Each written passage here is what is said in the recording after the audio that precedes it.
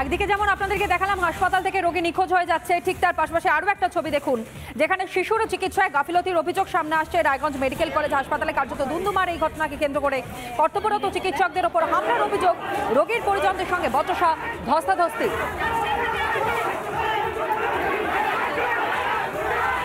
ঘটনায় আহত হয়েছেন কর্তব্যরত বেশ কয়েকজন চিকিৎসক। চিকিৎসা না করে ফেলে রাখার অভিযোগ, পাল্টা বিক্ষোভে মেডিকেল কলেজের চিকিৎসকেরা, হয়রানির শিকার রোগীর আত্মীয়রা। একদিকে হাসপাতালে চিকিৎসকদের প্রতিবাদ, ভোগান্তিতে রোগীর পরিজনেরা। ঠিক তার আগের মুহূর্তের ছবি আপনাদের সামনে তুলে ধরছি যেখানে চিকিৎসায় গাফিলতির অভিযোগের সামনে আসে রায়গঞ্জ মেডিকেল কলেজে। কার্যত এই অভিযোগকে সামনে রেখে ধুন্ধুমার পরিস্থিতি। শিশু চিকিৎসায় গাফিলতির অভিযোগে ধুন্ধুমার রায়গঞ্জ মেডিকেল কলেজে। যে ছবি আপনাদের সামনে তুলে ধরছি ঠিক তার পাশাপাশি রোগীর পরিজনরা কার্যত যখন ধস্তাধস্তি শুরু হয়ে যায়, বচসায় জড়িয়ে পড়েন, ঠিক তারপর মুহূর্তে অবস্থানে বসেন চিকিৎসকেরা। রোগীর পরিবারের অভিযোগ শোনাই আগে আপনাদের। বিলাসপুর থেকে ডাক্তার দেখানোর জন্য আসলেন নিশ্চয়ই? দেখানো আছে। ডাক্তার দেখালেন? ডাক্তার দেখাই না, গোলমাল হয়ে গেছে। ডাক্তার বলছে পড়ে, ডাক্তার বলছেন এখানে ঝামেলা বসে আছে তার জন্য। কোথা থেকে আসছেন? আমরা আহমেদাবাদ থেকে আসছি। হ্যাঁ, আমাদের এখানে পেশেন্ট আছে, পেশেন্টকে দেখার জন্য আসছি। তো সেই ওখানে এখন বন্ধ, গেট তালা মারানো আছে। তো কি করে পেশেন্টের কাছে যাব? হাসপাতালের এই অবস্থা। ডাক্তারকে দেখাতে পারবেন না, এখন চলে যাবো আমরা বাড়িতে। আগে জানতেন এরকম কিছু হয়েছিল? না না, আগে জানি না, এখানে আসে দেখতেছি তো এরকম অবস্থা। মানে পরিষেবা পাচ্ছেন না আজকে? না, আজকে পাচ্ছি না। আপনি কোথা থেকে আসছেন? আমি শামসি থেকে। শামসি থেকে আসছেন এখানে ডাক্তার দেখাতে? হ্যাঁ। দেখাতে পারলেন? আমার কালকে মেয়ে ভর্তি হয়ে ডেলিভারি আছে। আমি আজকে আসলাম, আজকে এসেই দেখছি এই ঘটনা। এখন তো ভুলে যাবেন মনে হয়। আমি একবার গেছিলাম মেয়ের কাছে, পেশেন্টের কাছে গেছিলাম, তো রাত্রে ট্রিটমেন্টটা হয়েছে।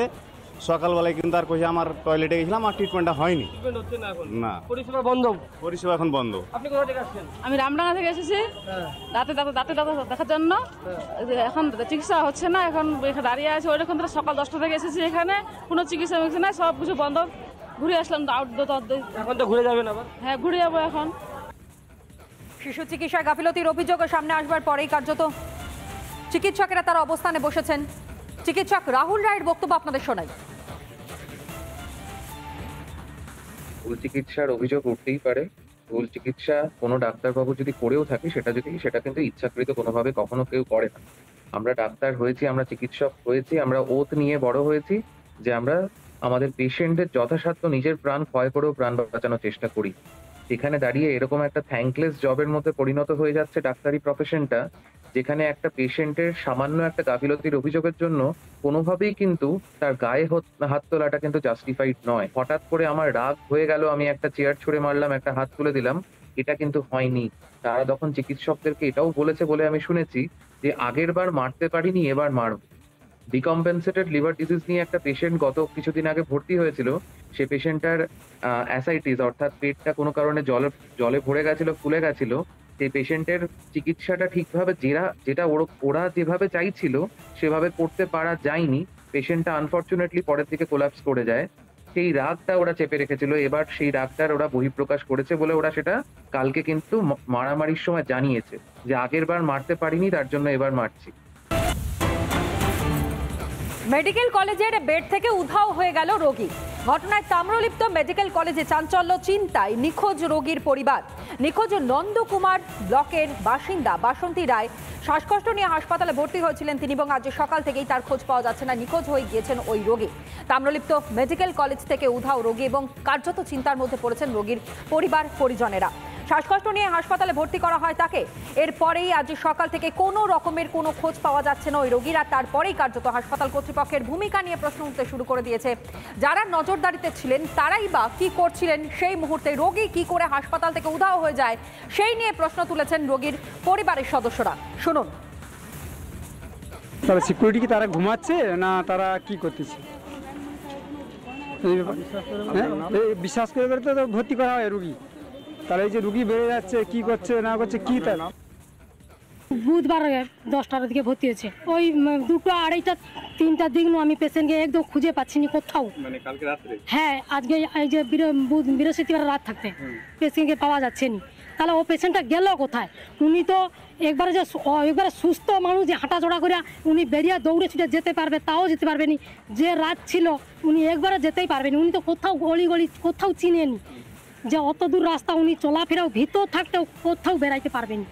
আমার দুঃসম্ভব ওরা কিছু করিয়া আমার রুগীটাকে মেরে দিচ্ছে ওরা। সিকিউরিটি গাফিলতি কিছু রয়েছে, যেহেতু পেশেন্ট বেরিয়ে যাচ্ছে, ওরা মনে করছে পেশেন্ট বেরিয়ে গেছে, কিন্তু আমরা মনে করছি যে আমাদের রুগীকে কিছু একটা ওরা কিছু করে দিয়েছে। হাসপাতাল কর্তৃপক্ষকে জানিয়েছিলেন? হ্যাঁ, জানিয়েছিলাম। কি বলেছে? ওরা কোনো স্টেপ নিচ্ছে না, ওরা বলছে সেখানে যান, ওখানে যান, খুঁজো। আমরা কোথায় খুঁজবো? আমাদেরকে বলছে আমরা খুঁজুন।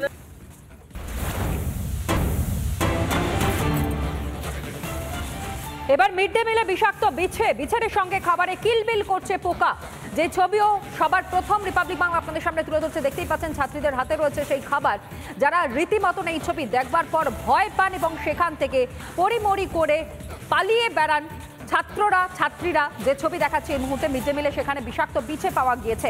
গঙ্গাজল ঘাটি সরকারি স্কুলের ঘটনা, খাবারে বিছে দেখতে পেয়েই আতঙ্কে পড়ুয়ারা তড়িঘড়ি খাবার ফেলে স্কুল কর্তৃপক্ষ।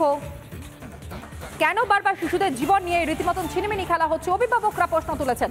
শোনাই।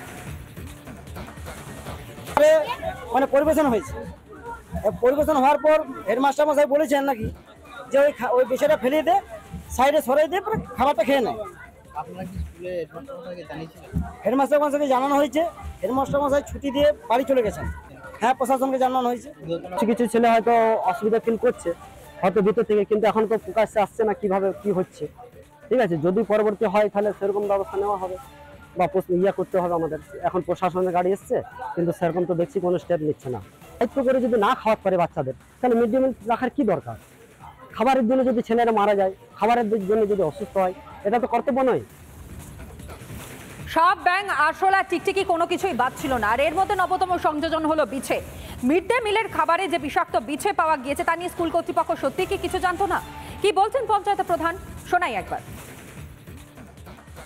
আমাদের অফিসের স্টাফ এসেছিল, স্টাফরা আসার আগে বলেছেন যে প্রধান সাহেব আছে, তার সাথে পঞ্চায়েত খুলতে দেবো না।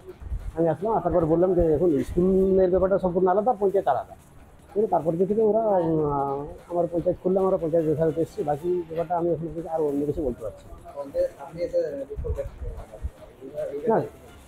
সেটা তো ধরুন ওই স্কুলের ব্যাপার নিয়ে ওরা অন্য দিকে সামনে হয়তো জড়ো হয়েছে, কিন্তু পঞ্চায়েতে কোনো বিক্ষোভ নেই।